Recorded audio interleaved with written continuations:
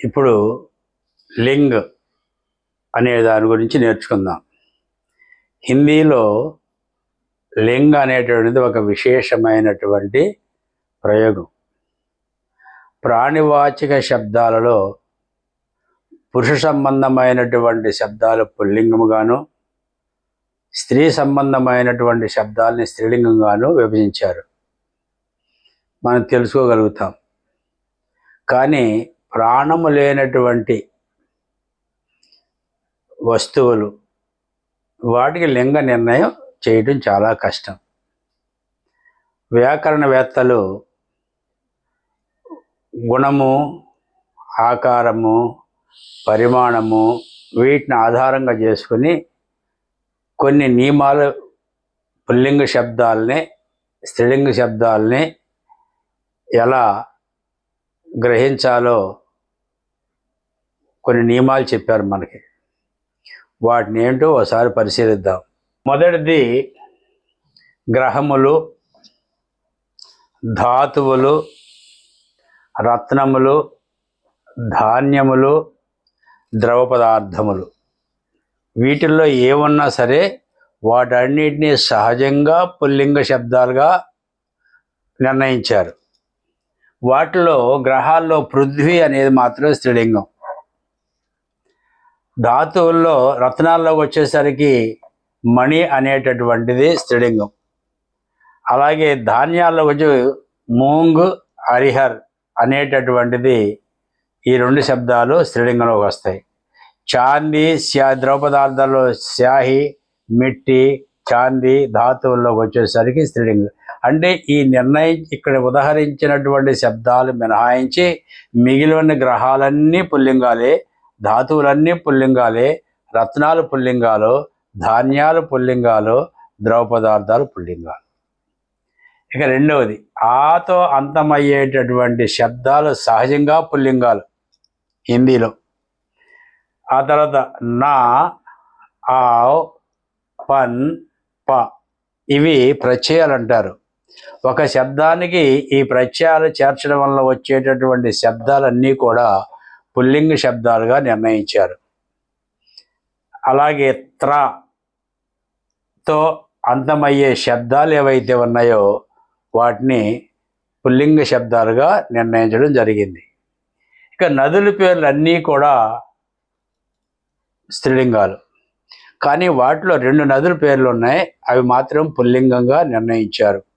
ఎందుకంటే బ్రహ్మపుత్ర అది పుల్లింగాన్ని తెలియజేస్తుంది. అలాగే సింధు, ఈ 2 నదులు మినహాయించి మిగిలిన ఏ నదులైనా సరే వాటిని పుల్లింగాలుగానే స్త్రీలింగాలుగా భావించారు. ఆతో అంతమయ్యే సంస్కృత పదాలు ఉన్నాయి. ఏ భాష అయినా సరే ఆ భాషలో ఆ భాషకు సంబంధించినవి కాకుండా ఇతర భాషా శబ్దాలు, దేశీయ భాషలు, విదేశీ శబ్దాలు ఇవన్నీ కలుస్తూ ఉంటాయి. అలాంటి వాటిలో ఎక్కువ శబ్దాలు మన సంస్కృత శబ్దాలు కలుస్తాయి. ఆ సంస్కృత శబ్దాల్లో ఆతో అంతమయ్యే ఎక్కువగా పుల్లింగాలు స్త్రీలింగాలు, ఈతో అంతమయ్యేటటువంటి శబ్దాలు స్త్రీలింగాలు. అంటే పుల్లింగాలకు వచ్చేసరికి త్రాతో అంతమయ్యే శబ్దాల వరకు పుల్లింగాలుగా విభజించారు.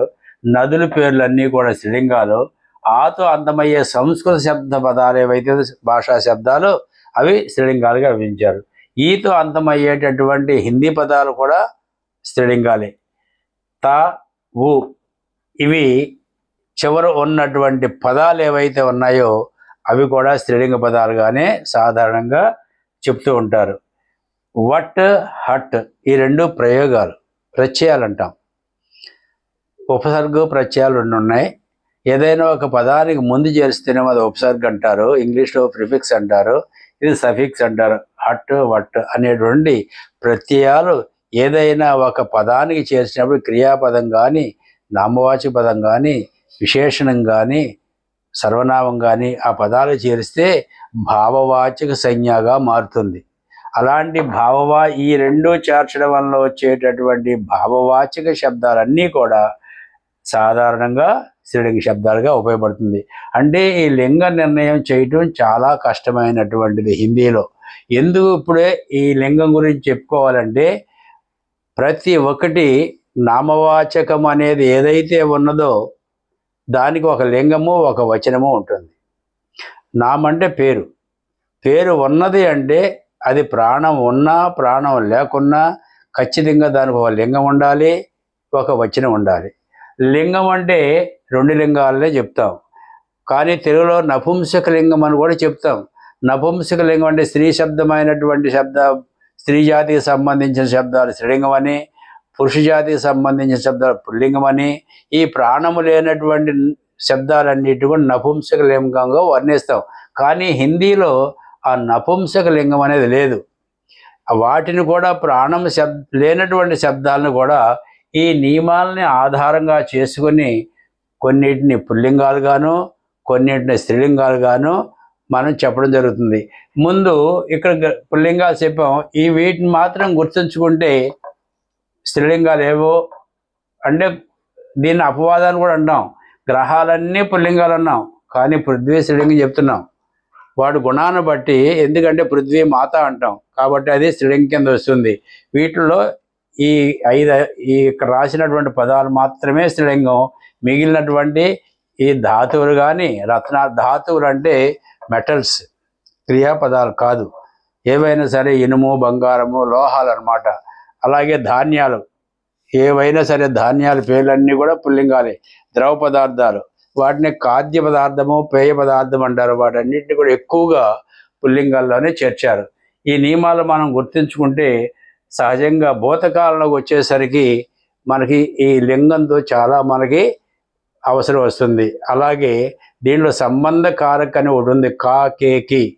దానికి కూడా ప్రతి శబ్దానికి లింగ వచనాలు తెలిస్తే కానీ ఆ ప్రయోగాలు మనకు రావు. తర్వాత పాఠాల్లో అవి వస్తాయి. ముందు మనం ఈ విధంగా ప్రతి నామవాచక శబ్దానికి లింగం ఏంటో తెలుసుకోవడం సులువుగా మనం తెలుసుకోవచ్చు.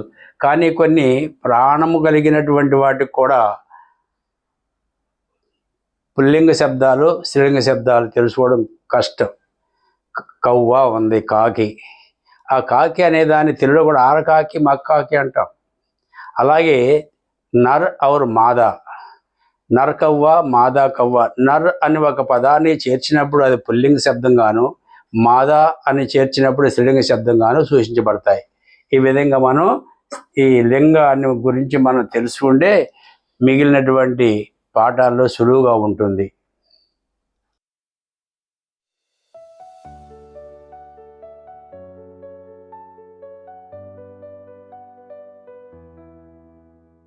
Thank you for watching this lesson. Don't forget to like and share this video, and subscribe to our channel for more educational content.